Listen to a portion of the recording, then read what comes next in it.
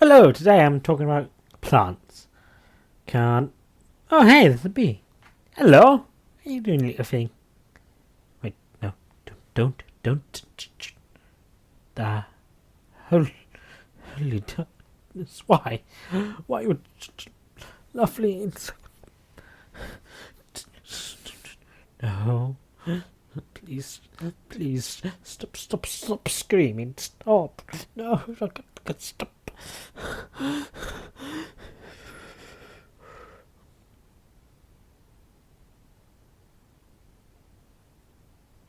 How I got into Carnivorous plant gardening? Well, basically my childhood.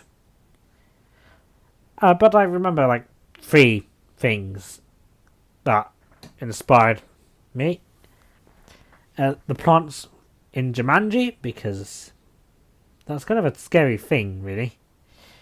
An episode of Mona the Vampire, where the villain wanted to mutate Venus flytraps to be massive.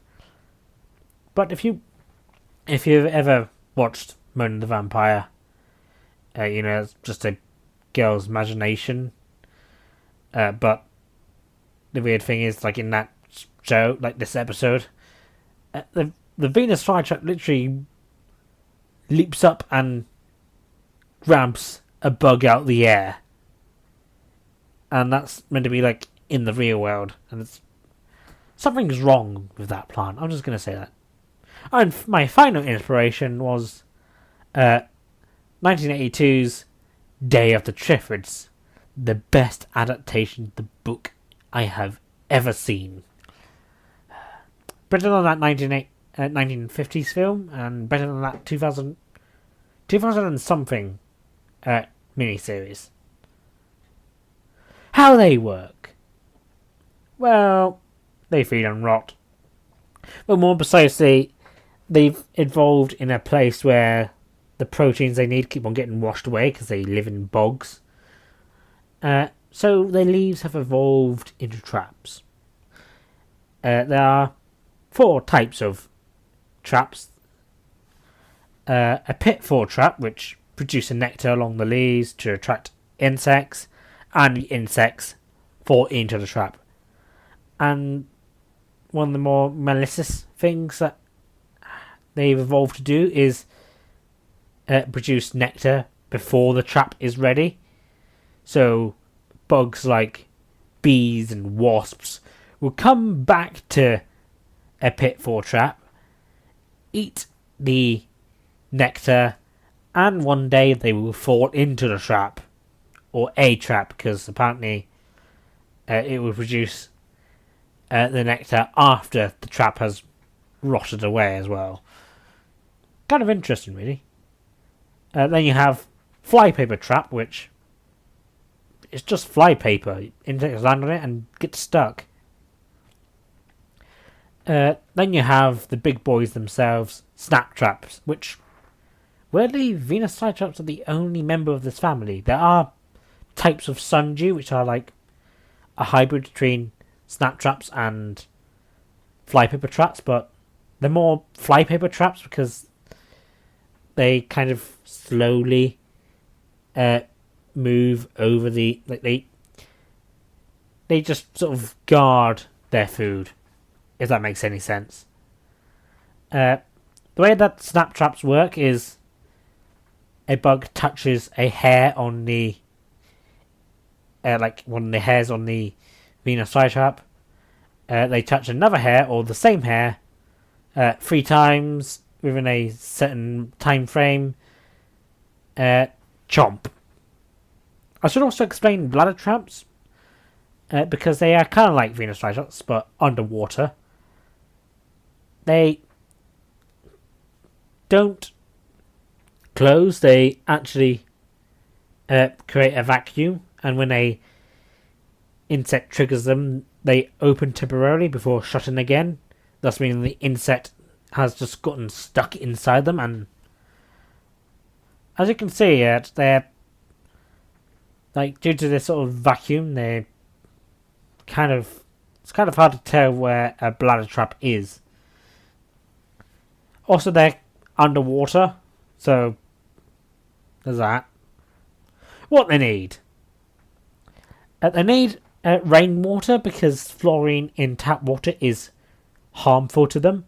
Although, if it's a choice between a drought and tap water, go with tap water because it's kind of harmful but not too harmful.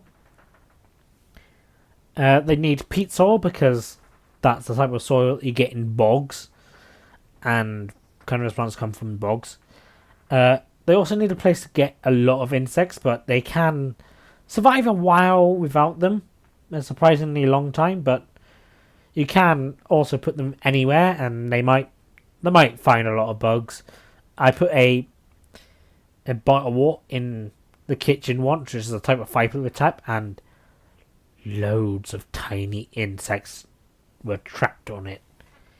It's kind of scary and funny. They also need a tray of water, like rainwater, because they grow in bogs, and the tray of water helps replicate this boggy condition. Myths. For no unknown reason, there's no myths about carnivorous plants. Like no Indian legend about how this is a spirit of a plant that is very angry or something. No. None. There's just one with about a type of flypaper trap called Roridula. But it's like if you walked into a field of them, there's a chance that you won't walk out because you've been eaten, but I gave this myth the benefit of the doubt because it's Roridula is a flypaper trap, thus meaning if it has a poisonous bug or venomous bug in it, someone could have been bitten and then fell down dead in the field. So I gave it the benefit of the doubt. Now, there is one myth I hate because it's stupid, and if you believe it, you're an idiot. Now, I want you to repeat after me. They don't cure cancer.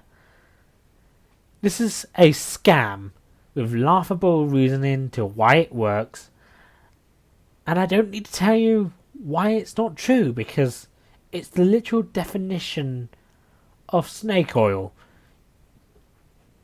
Don't buy this liquid called Carnivora, because all you're getting is a bottle of, well, you should be getting something that tastes like sweet cardboard because that's what Venus flytrap nectar tastes like. Yes, I have actually tasted nectar of carnivorous plants. It's there. Why not? Also, I haven't gotten sick from it, by the way, so it's not. I don't think it's poisonous. But the worst thing about this scam, it's led to people going into the wild and taking carnivorous plants. So now, famous plants like Venus flytraps are now endangered in the wild. Well done. I also want to say that there is a type of carnivorous plant you can use for food. There's a dish called lemang peruk kera, which is a form of cooking rice in a picta plant trap. I have no idea what it tastes like, and I want to try it. Now, before we move on, I want to address the Madagascan man-eating tree. It was first reported by Carl Leach in this lengthy quote, which is completely false, as there's no evidence of its existence. And I just wanted to point out that this is where the image comes from. Carl Leach reporting that there's a man-eating tree in Madagascar. Lying to rag. And finally, farming. because farming carnivorous plants is rather hard in Britain because the climate means that you can't really get them to seed properly.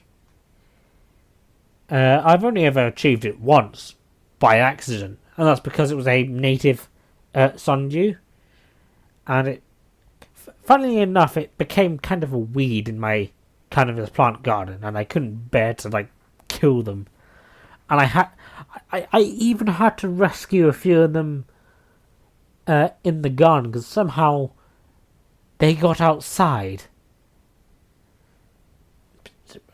I have no idea.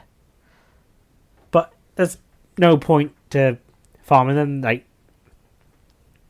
You can sell them on the internet.